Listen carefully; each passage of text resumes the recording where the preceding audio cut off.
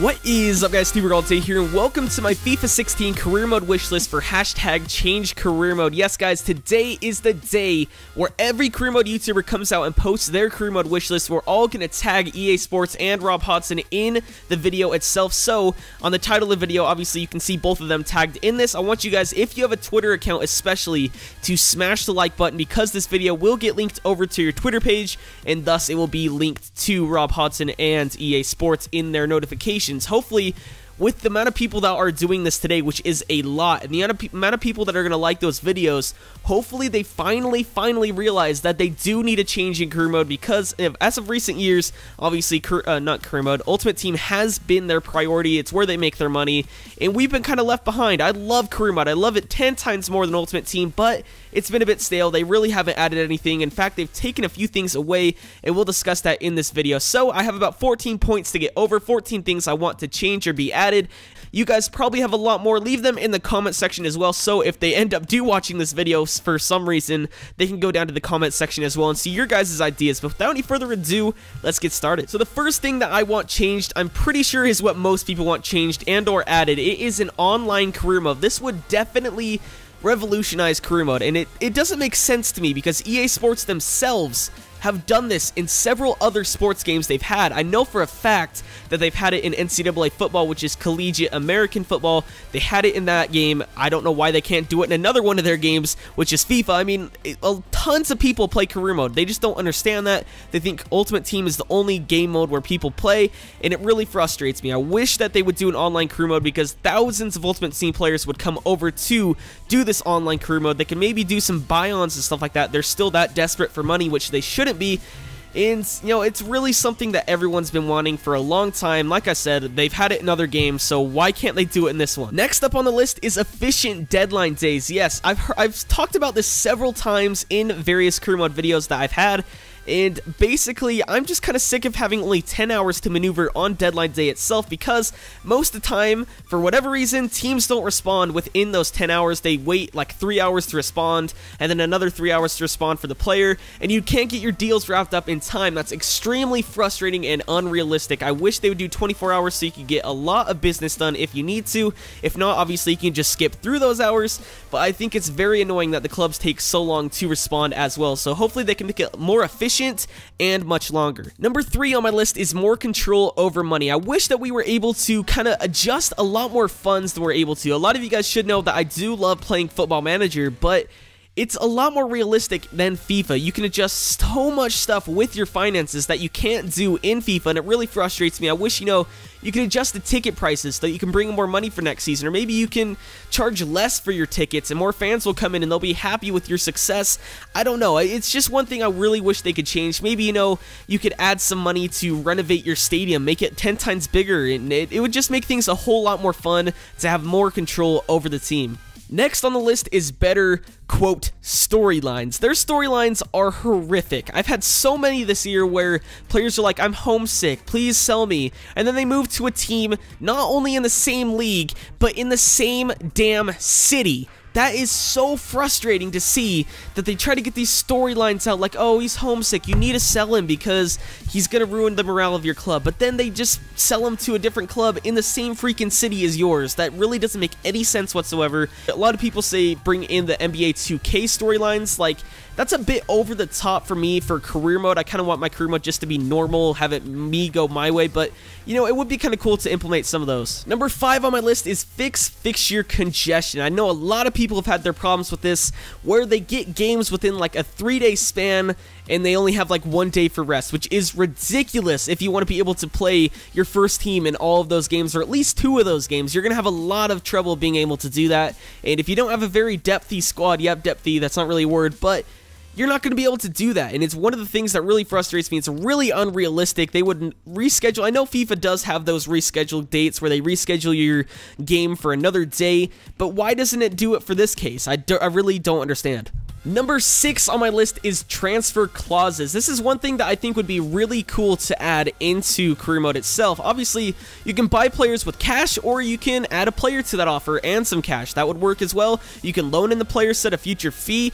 But why can't I do like transfer clauses, like a buyback clause, so that entices that team to sell them more? Like, you'll set a buyback clause of like £5 million or $5 million, whatever you want, and they'll come back and say, yeah, we'll sell him to you for that, because in the future we'll know he'll be good and we'll buy him back for that price. Another thing that I think would be cool is adding an appearance fee, so that you can add maybe like £2,000, $2,000 to that fee that you're sending over to them, but it doesn't go over to them till 50 games have been played from that player, so that, you know, if you're in a tough situation, you don't have that much money to work with, you can set that to them, and then in 50 games you'll have to send over that £2,000, not at that time, which I think would be pretty cool for teams that are struggling in a financial situation. Also, I must add, it would be pretty cool to add buyout clauses as well to the player's contract itself, and, you know, make it much harder for teams to come in for that player. Number 7 on my list is keep budget after season's end. I've seen this so many times where you finish a season, or you're about to finish a season, the board gives you some money, you take a look at it. I mean, you can see by my example here, I have about 14 million, and I head over, end the season, like end the whole entire season, go to the next season, and they give me a budget of 13, which, if you give me if I have 14 to end the season, why are you giving me 13 to begin the new season? It should cross over. It shouldn't really be ending the budget. You could keep it till next season. I think that would be much better. Number 8 is better youth squads. Now, this one's a bit tough to explain, but basically, I think it's really annoying to see that it takes so long to be able to bring in a youth player. It takes a month every single time, and every single time you usually don't get that many great, you know, responses back from your scout itself. Also, I think you should be able to sign them at a much younger age than, you know, 14, 15, or 16. A lot of players come up from like 8, 9, 10 years old from a club, and I think it'd be much more realistic if that happened in FIFA. Number 9 on my list is change the time it takes to scout. This has happened to me so many times in January that I just can't, I really just can't. It's so frustrating to see when you want to scout a player to bring them in January, where you only have 30 days to work with to bring in players, that it takes around 20 days, 18 to 28 days to sign a player, or not sign a player, scout a player, so that you can sign them. That is really, really unrealistic. And honestly, I wish they would fix that in FIFA 16. Number 10 on my list is team and player training. This one would be really, really cool to see, because obviously a lot of players that you sign from your youth academy, or maybe just sign in general, will have certain stats that they're lacking, and it would be kind of cool to put them on individual training regimes and kind of improve those attributes that really aren't as high as their other ones, the ones that are lacking. Like, for example, obviously if you wait till May 1st, it's said that their physical attributes of a youth player won't grow. But it would be cool if, obviously, they don't grow or they're really, really low, to set them on an individual training regime to improve their physical attributes. That'd be pretty cool, and it would only focus on those itself. So when you go to your squad reports, you can see that their physicals are going up, but nothing else. That'd be pretty cool to set them on that, as well as team training, to set it on maybe like chemistry, so that your team gets a lot more chemistry, or, you know, set it to maybe fitness, so your team gets a lot more fitness faster, or work on offensive play, etc., etc. You guys get the gist of it. Number 11 on my list is potential. So many people have had the unfortunate events of signing a player that has a high potential in the game, doing extremely well with that player, and having them not even grow one attribute whatsoever through the time of having them, maybe 1, 2, 3 seasons, and they still don't grow. My example here is Paul Nardi. Signed him 70 overall the first season I signed him. The end of the season, he led the league in clean sheets, and by the time we sold him, he hadn't grown one attribute. Extremely, extremely frustrating. I really wish they'd fix that potential glitch. Even if they don't have the highest of potentials, if you do well with them, it really should surpass it. And it's happened a few times. Ntep is one example from my Fulham career mode this year, at a potential of around 80 or 81. He's already at an 85 and is only 25 years of age. So that's one example of how you can break potential, and I wish you could see it much more often. Number 12 on my list is create your own team, and also have the option to change your kits in the stadium once you're in that career mode itself. So they used to have this, obviously you can see on your screen. FIFA 13 Creation Center was also in FIFA 14, but only on old-gen consoles, Xbox 360 or PS3. Wasn't on the next-gen consoles, which I don't understand, and it's not on FIFA 15. I don't know why they took it out. You were able to create your own players, create your own teams, put them in your career mode and play with them, but now you're not able to. I don't know why they took that out. It added a creative ability for you to be able to create maybe your hometown club that's not in the game, that's in a division that's too far down to be able to be in FIFA, and you could create upgrade them and put them in there and put them in the Premier League. That would be really, really cool, but they took it out of that. And as well, maybe, you know, after a few seasons, maybe 5, 6, 7 seasons, you're looking at your team and in your career mode, like, for example, I'm Fulham. They're wearing the same kits they wore in the championship. Obviously, licensing problems, etc., etc.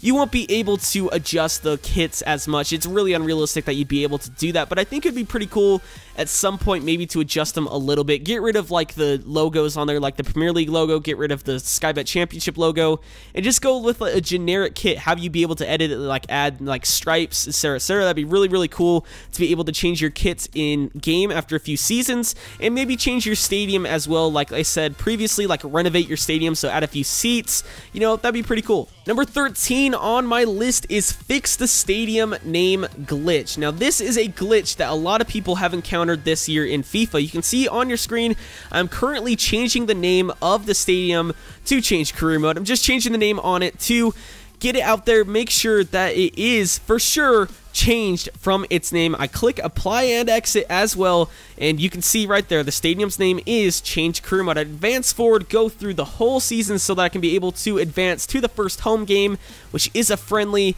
just to be able to show you guys that this is indeed a glitch. I went through this really, really long process to be able to show you guys. You can see there's the first home game, simulating through all of this to be able to get this, and this is just one of those little tedious things that makes career mode fun, to be able to name your stadium.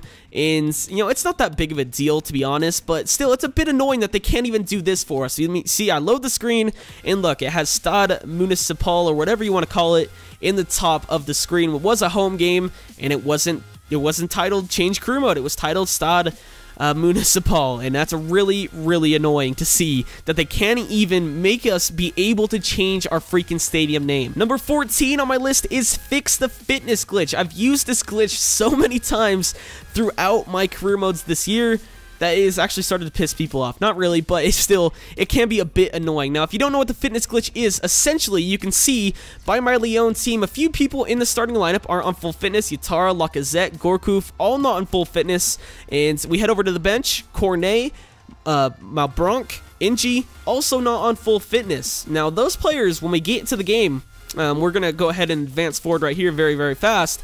You will see that they actually gain their fitness back miraculously. We're right before the game starts.